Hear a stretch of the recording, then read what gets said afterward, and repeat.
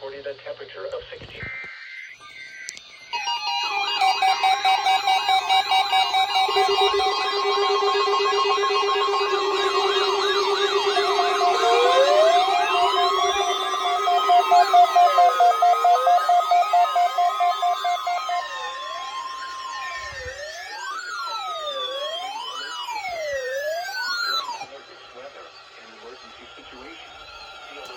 Which were just broadcast will automatically activate special receivers to alert you of impending hazards. This test is normally conducted weekly around 11 a.m. If hazardous weather is imminent or occurring, the test may be canceled.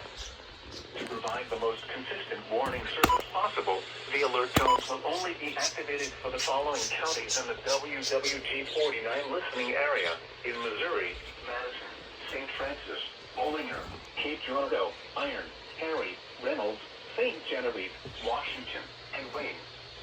If your receiver was tone activated, the alert function will automatically reset after the test. This concludes our test for this week, and we will now resume normal programming. Thank you.